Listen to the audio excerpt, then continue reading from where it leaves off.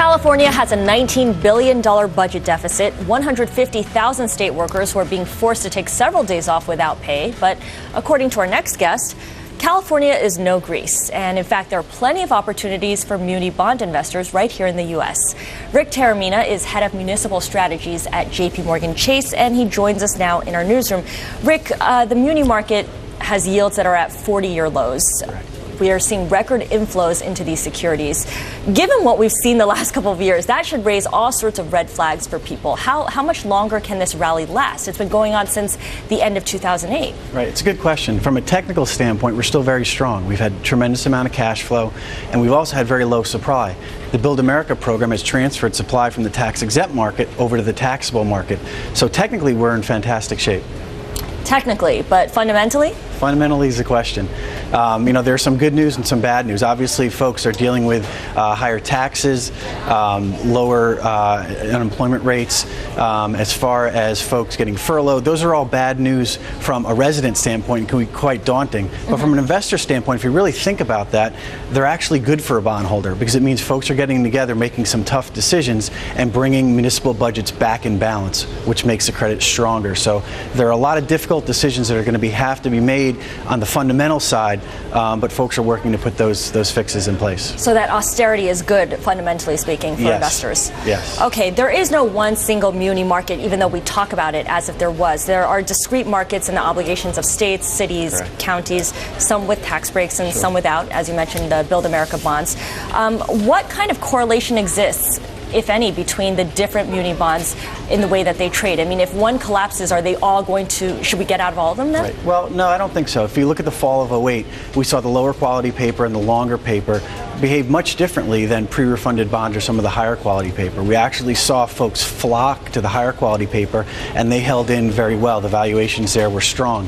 What you want to do, I think at this point in the cycle, you mentioned 42-year low in rates, I think to move your portfolio a little shorter and continue a very high quality portfolio to allow you to ride through this storm. We think credit problems are going to be with us for probably 2012. For some of the lower rated credits, the budgets may not get back in balance to 2014 or 15.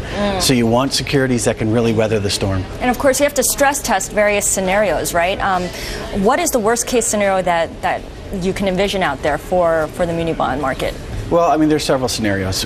You mentioned rates.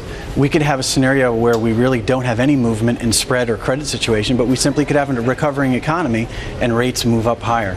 At these yields, there's very little recovery of coupon to cover what could be an upward move in rates. From a credit standpoint, I think folks have to be aware that we have a lot of money coming into our sector. We have very low supply. If either of those were to reverse, you could see pressure on prices falling back the other way. Okay, so things could change quickly.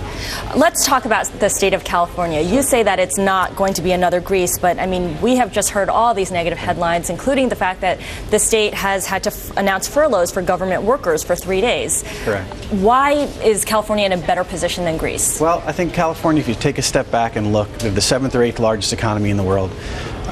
If you look at what their percentage of debt service is on their budget, it's 4 to 6%. I think if folks had their own budget and they only had 4 to 6% debt of their own budget, they'd probably be okay. So we believe that there's a willingness to pay and the ability to pay. It's a question of getting folks to the table and make some of the tough decisions, like furloughing workers. With the economy that's been on the downtrend, you're going to see service levels fall, and that's all going to take things and bring them in balance with what the current budgets can withstand. So it's all part of the process. While it's not wonderful and it can be painful and attract headlines, it's part of getting both sides to the table and balancing the budget. Very quickly, what about California's law that prevents property tax increases beyond a certain set amount? Yeah, California has some things they're going to have to work through, and that is one of the handcuffs that they have on them. But it's items like that I think folks are going to come to the table and make some decisions that they may not have had to make 4 or 5 years ago. Right, some tough decisions. Sure, absolutely. Okay, thank you so much for your time. Thanks for having us, Scarlet. We've been speaking with Rick Taormina of JPMorgan Chase right here in our newsroom. Thank you.